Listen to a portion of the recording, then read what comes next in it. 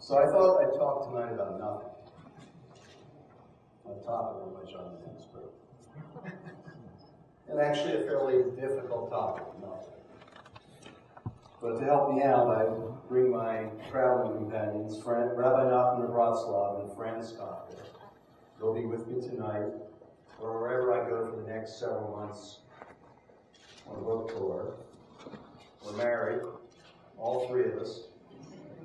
And this is my wedding contract, my ketubah, which I call burnt books. Now, perhaps Franz Kafka needs no introduction to an enlightened audience. His face, even, is well known to us. We know so many faces of Kafka, we wonder if we know him at all. Interestingly, Rabbi Nachman left no face behind. There's no image of his, except the chair, which I put on the cover of the book. Kafka is the author of The Metamorphosis, The Trial, and The Castle. He's the modern writer that W.H. Auden raised above all others when he said that Kafka bears the same relation to our age as Dante and Shakespeare bore to theirs. This is an extraordinary claim, but in some ways, he's been raised even higher. Some view him very clearly as a prophet of the Holocaust. Others as a satirist of the strangely bureaucratic world we live in. He has become an international demigod of absurdity, perpetual icon of disaffected youth. Most writers hope to make a name for himself, but Kafka's eponym, the Kafkaesque, has gone far beyond that. When writing this book, I searched on Google one day and found that he'd been mentioned in a single day 70 times in newspapers and journals all around the world. The Kafkaesque has entered the language as a permanent description of the absurdity and injustice of the world. What's less well known today is the religious dimension of his work. In fact, many people don't even know that Kafka was a Jew. Not that being a Jew makes you religious. But I'm intrigued by what Gershom Scholem, who was the great scholar of Kabbalah in modern times, and what he had to say about Kafka was this: if you want to understand Kabbalah in our time, you first have to read the stories of Franz Kafka, and especially The Trial. So along with Kafka the absurdist, Kafka the existentialist, Kafka the socialist, Kafka the nihilist, Kafka the Prager, Kafka the German writer, Kafka the frequenter of brothels, Kafka of dead brothers, and Kafka the nihilist, and we must add Kafka the Kabbalist. Of course, when Scholem said that, that was a big deal, but now Madonna's a Kabbalist, so maybe that's And in a certain way, anyone who wants to be a Kabbalist today can have access to it on the internet immediately. The most esoteric part of mystical Judaism is widely available. But maybe for just that reason, we need to understand more deeply what Scholem is actually saying, what he's claiming for Kafka.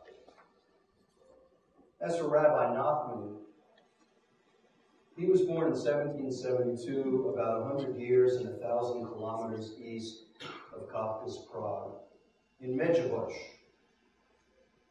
in Ukraine, in the home of his great-grandfather, the Baal Shem Tov, the master of the good name, who founded the Hasidic movement.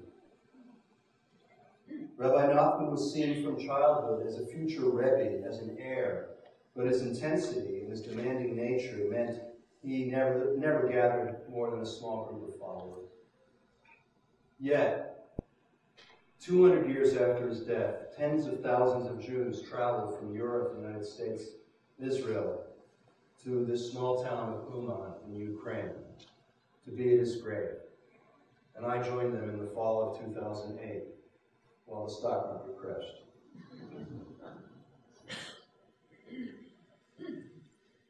Made me realize I couldn't get 200 people to come to a party, even if I catered it. Imagine a dead man getting 200 people, tens of thousands of people to come to his grave 200 years after his death.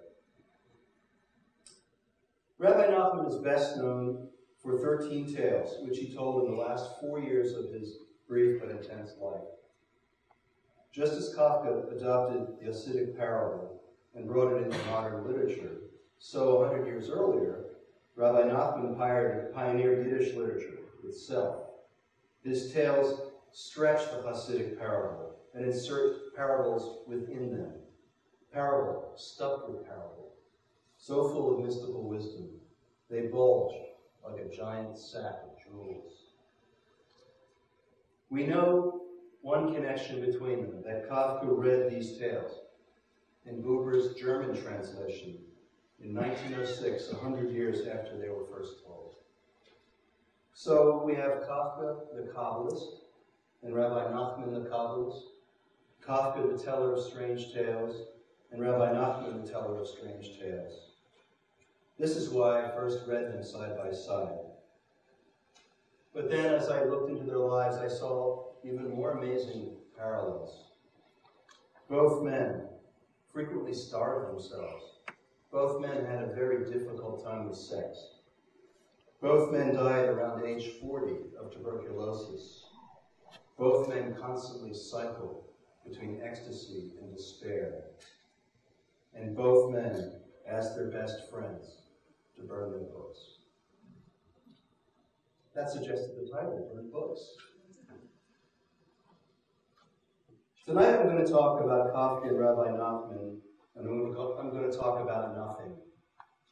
Nothing in Franz Kafka, nothing in Rabbi Nachman, nothing in parables, and nothing in Hasidism. People will tell you that Hasidism is a mystical Jewish revival movement that began in the late 18th century Ukraine with the Baal Shem Tov, and that's true. But that's not what it means to me. Every spiritual tradition carries a special truth, which is why I think we need to do dialogue and listen to each other's traditions. So, what is the truth of Hasidism? I boil it down to this. Our feelings are important. If we go deep enough with our feelings, we can find a ground in ultimate reality. We can find ultimate meaning. We can find God. So that's the essence of what I have to say. You can go home now if you want. But I want to add that I've been working with people's dreams for the past 10 years. I can tell you why I think Hasidism is important is this. Many, many of us don't know what we're feeling. We don't even know what a feeling is. We're numb. We're clueless. We don't know our pain. We've lost our souls, so we dream of losing our wallets or our purses. We dream we can't find the car in the parking lot.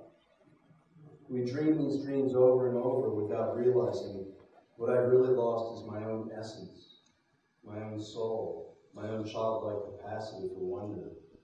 Because without knowing my feelings, I can't know my soul. We don't know our basic fear or our basic pain, so we don't know true joy or excitement or passion. We know it best. I'm including myself, by the way. I was going to say bad, but actually I'm just bad. We know at best our reactions to our feelings, and those reactions are how we live emotionally, bouncing from person to person and wall to wall. We live a sketchy, disconnected day and wonder why we have sketchy, disconnected dreams. But actually, going into our feelings and knowing them is what dreams help us learn how to do. Dreams and also stories. The Hasidic masters understood this problem of feeling as being at the core of being, as the place to begin a search for God, not with the intellect. They tried to reach people by telling parables, Hebrew parables. Rabbi Nachman told a parable about his parables. He said that a king had a sick son, and no doctor could heal him. A wise man poured gallons and gallons of medicine down his throat, and just a little bit stuck in his stomach. So then he poured gallons and gallons more, and a little bit more stuck. And eventually he was cured.